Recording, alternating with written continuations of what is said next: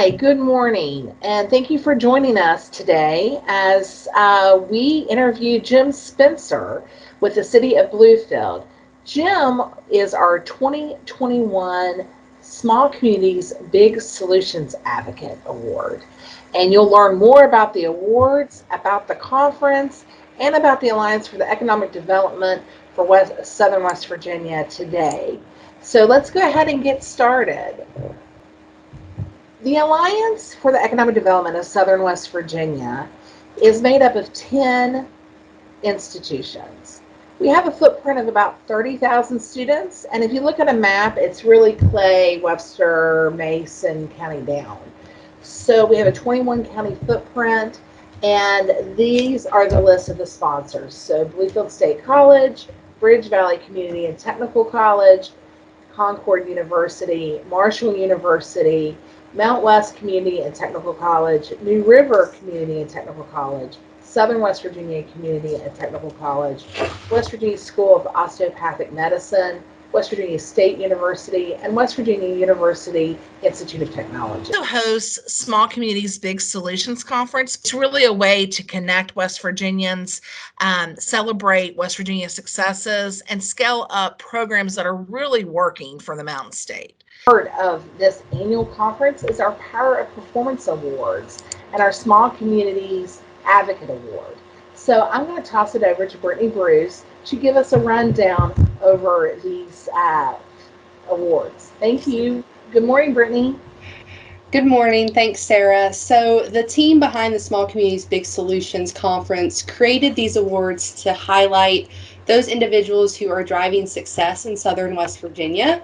And it's really awesome because since our first conference in 2018, we have highlighted 20 individuals, employers, nonprofits, organizations, and institutions from 14 counties across West Virginia for their remarkable work in Southern West Virginia. And so each year we recognize two recipients from each award category. So the first category is putting people to work. And that could be through training programs, assisting those to connect employers to job opportunities, employees to job opportunities. And we've showcased so many successful workforce programs that are really connecting the dots between employers and the workforce. And one of our 2020 honorees this year, Dan Connett, was recognized with his organization, Solar Holler. And they focus on expanding clean, affordable electricity and creating family-sustaining jobs. And then our second awards category is revitalizing communities. And we have highlighted so many individuals, businesses, organizations who have developed projects and programs to help redevelop and grow our West Virginia communities. And this year we recognize Missy Nestor, and she was with the Welch newspaper in McDowell County for revitalizing the paper, creating jobs, and really just sharing positive events to encourage those in their community to see the beauty of Southern West Virginia. And then our third award category was changing lives. And this category, we've had like a wide range of individuals or organizations being recognized in this category. And they've really helped West Virginians lead a more productive and healthier life. And this could be through offering support services, unique educational opportunities, counseling or mentoring. And we have learned about so many successful programs in our state that are helping to lift individuals out of poverty, giving individuals a second chance on being productive adults, and equipping West Virginians with vital training and resources. And this year we were able to recognize Misty Martin from Wayne County, and she is with Marie's Recovery House, so she does great work there. And I just wanted to encourage anyone watching today to keep an eye out for our announcement for this year's Power of Performance 2022 award nomination. And we want to continue to honor and recognize those people in West Virginia who are stepping up and really creating positive change for their community. And so in addition to this award, each year we recognize an individual with the Small Communities Big Solutions Advocate Award, as Sarah mentioned earlier. This is really for their commitment and work over the course of many years. And this is really the top award at our conference because it highlights one's legacy, which is really nice. And this year, like Sarah mentioned, we have recognized Jim Spencer, and we're really thrilled that he is here with us today. And so Jim has more than 20 years of experience in economic development, tourism, infrastructure development. He oversaw more than 130 million in capital projects for Tazewell County and initiated several programs for area businesses. And during his many years of service in Tazewell County, he initiated several programs for their area businesses. And then he also was successful in securing multiple grant and loan funding awards for numerous infrastructure improvement projects. And he had his hand in dozens of economic development and tourism related initiatives. And in addition to his county level work, Jim served as the Virginia Resources Authority Board of Director for 12 years. After he retired in 2015, he was hired by the city of Bluefield to create and direct the Community and Economic Development Department. The CED has since evolved into the Bluefield, West Virginia Economic Development Authority, and Jim serves as their executive director. He has developed the commercialization station, a mixed-use incubator focusing on manufacturing, which was funded by a 2.4 million EDA power grant matched by a 510,000 grant from a local foundation. He helped to secure 2 million in grant funding to develop shovel-ready pads on city-owned property at Exit 1 off Interstate 77. He helped Bluefield receive 2 opportunity zones designations, which included part of Mercer County and the city of Princeton. He has developed various entrepreneurial programs, including E2E program. His recent efforts helped the city to land into its Prosperity Hub, which will bring 200 to 500 jobs to the city's historic downtown. In addition to the Bluefield Economic Development Authority, he is working with Intuit to develop the My Bluefield Small Business Success Center, which will provide training, resources, and support for entrepreneurs, startup, and existing businesses. And we are super excited to be able to honor Jim this year with the Advocate Award for his dedication to Southern West Virginia. And so with that, I'll go ahead and toss it back over to Sarah and let her get our interview started. Well, thank you so much, Brittany. Wow. I mean, the Small Communities Big Solutions Conference is all about celebrating the doers. And we have a doer here with us today, Jim Spencer. What a great bio, and I'm sure we've left out multiple projects. So, welcome. Thank you for joining us today. And you heard Brittany's brief bio on you. What did she leave out? What do you want people to know? Well, I grew up in this region, and my father went to Bluefield State College. My mother went to, I think at the time in 1960, it was called the West Virginia School of Business. It was actually in Bluefield.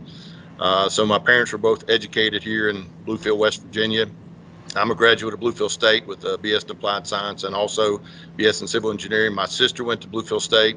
I've got a daughter that graduated from Bluefield State in nursing and also WVU with her BSN. I've got a son at Bluefield State, so I'm ingrained in this area. And although I've had opportunities to leave this area, this is home. And the bulk of my family is from Monroe County. The Spencers and the Jacksons are from that area, so this is home, and it means a lot to me. I grew up, my dad was the mayor of a small town of Glenlyn right on the Virginia-West Virginia border, so from the time I was little up, public service has been very important to me, and my heart is with small communities. Well, and I couldn't agree with you more. It's something about when you grow up in West Virginia and in this region, community means everything, and service is really ingrained in each one of us. So that's wonderful. Is there a particular project that comes to mind that you're most proud of? Well, there's several. I mean, I've been blessed, and I thank you for the introduction. And I've been blessed, by God with being able to work on a lot of different projects. Everything from developing a 680-acre technology park, but I think the one that's most pleasing for me is the Intuit project.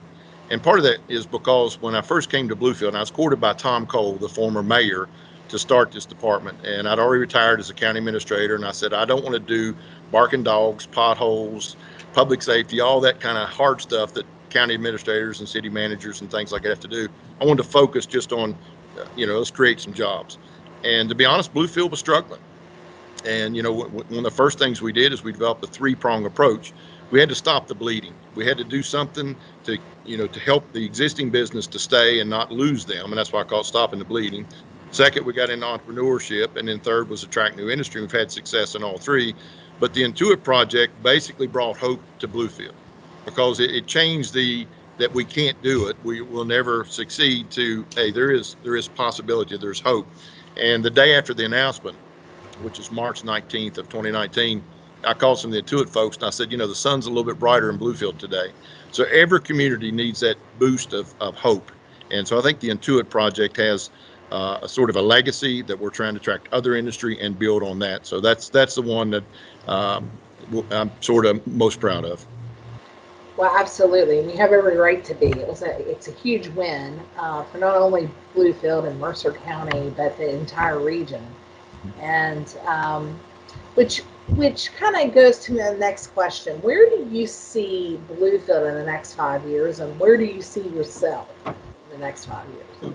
Well, we all don't have, we don't have the benefit of having a good crystal ball, but I want to see us continue to diversify our economy. Bluefield was founded because of the coal and the railroad many years ago, and that's part of our history. But coal per se, like it was 50 years ago, that's not part of our future. Now, coal is still important.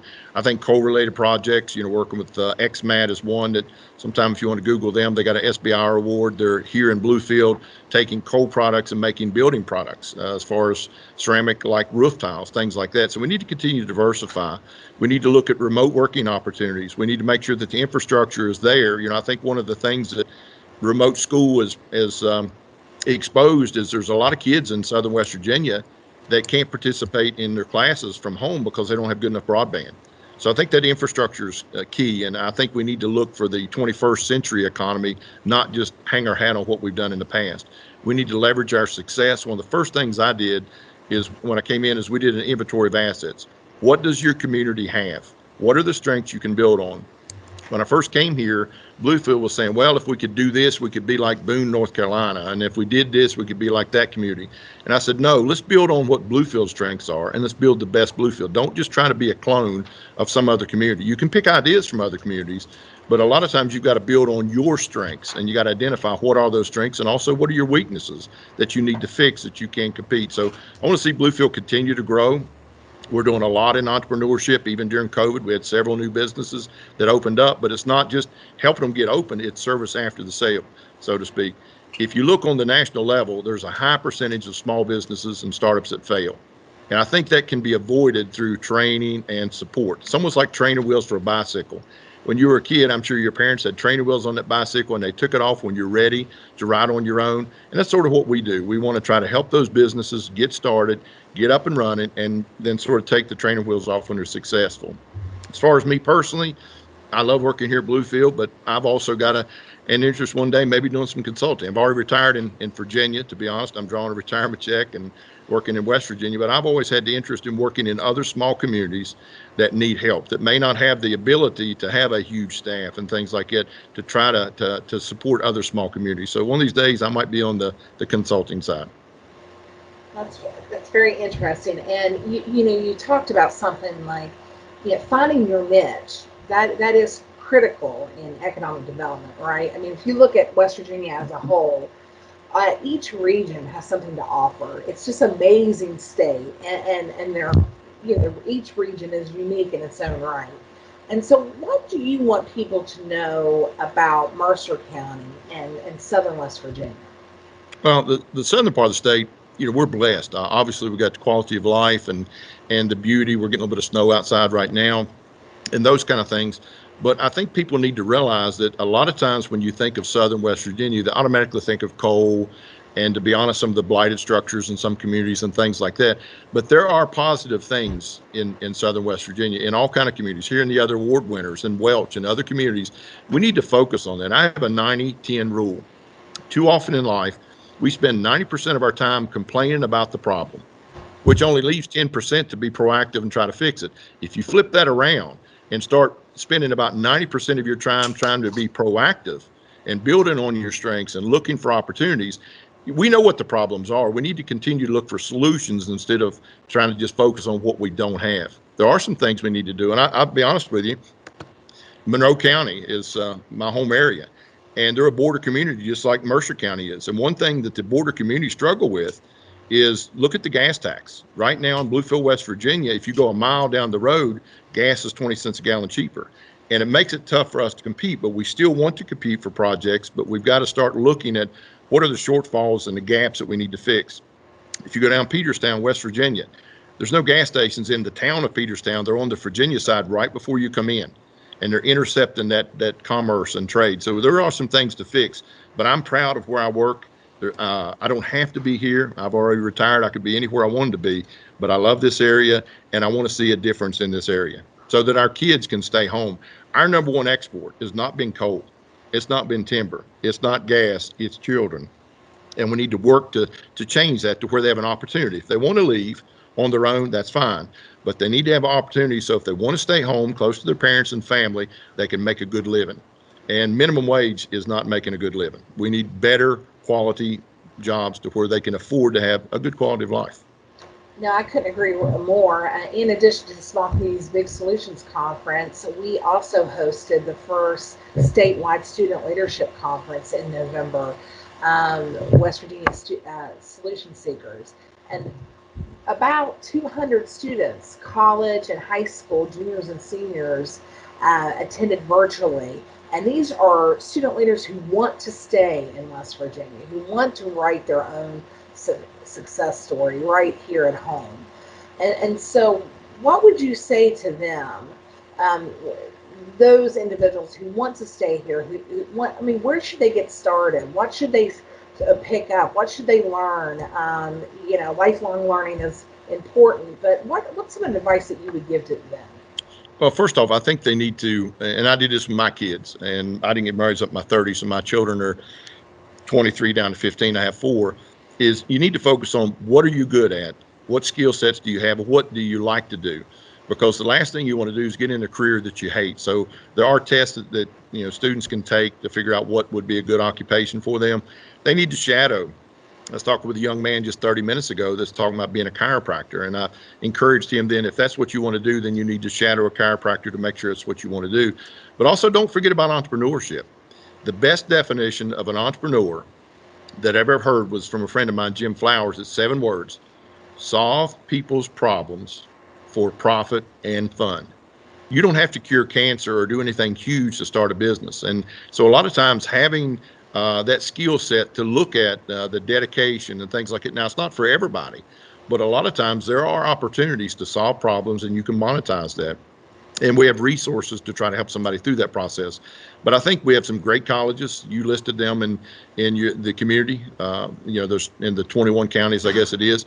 There's strong education, and we've told our kids that if they don't go off to another community and all this kind of stuff and get an education, that they're not going to be successful. I disagree with that. I think you've got strong colleges. I've got a niece and nephew that are Marshall graduates that are doing very well for themselves. There are strength here. And I think we need to build on that strength, and we need good guidance counselors that can sit down and career coaches with the young people to figure out where they want to be and then map a path how to get them to where they want to be for success. Yeah, no, I think you're definitely talking the right language for sure. If you're just now tuning in, we're talking to Jim Spencer with the City of Bluefield, and we're talking economic development today.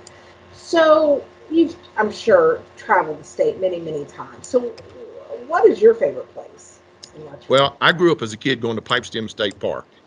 And when my wife and I first got married 25 years ago, we spent our first night there at Pipestem before we went on a big trip, and we go back to Pipestem pretty often. Pipestem is just one example of the great state parks in West Virginia, and I've been down Bluestone and a lot of the others, so I love that community. There's nothing better than you go play golf and other things like that. So that Pipestem area and down around Peterstown, Monroe County, that's just special with me. Got a sister and brother-in-law that live up in Taze Valley, so that's a neat community. So if I had to pick one, it'd probably be Pipestem, but I love a lot of the communities, and even down Welch. I mean, there's nothing as unique as the history and seeing the buildings and other things like that, and going through some of these coal mining communities. So there's a ton of history in West Virginia that is just a great place. And if you think about it, if you were living in Seattle, Portland, some of these cities that's had some unrest, and you could work remotely and you had good broadband, why wouldn't you take advantage of living in West Virginia to where if you want to go skiing this afternoon, you can go do that. If you want to go out and hike and bike and things like that, we've been blessed with a lot of just beauty in nature. And so I think that's another opportunity to attract folks here. But your question was my favorite place. And I guess I always go back to Pipestem. I've got a lot of family members there as a kid, all the way up to even now as an adult. Well, Pipestem is beautiful, and I remember one of my favorite photos. I travel the state all the time, and I love to take photos of West Virginia, and try to be a good ambassador for my state and promote it any chance that I get. And one of my favorite pictures is I stayed at Pipestem for a conference, and that morning they have all those windows facing that mountain ridge, and the fog was lifting and the clouds, and you could just see the peaks of the mountains. It's gorgeous. It just absolutely is gorgeous. It takes your breath away. And so, especially in the fall too, with all the leaves changing. So you haven't been to Pipestem, check it out. It's worth the day trip for sure. I know that Brittany has a couple questions, so I'm going to toss it over to her now. And hi, Brittany, again. And the floor is yours. Thanks, Sarah. So, Jim, I just have a couple questions for you.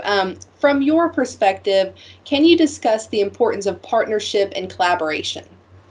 Well, first off, economic development is a team sport. It's not an individual sport.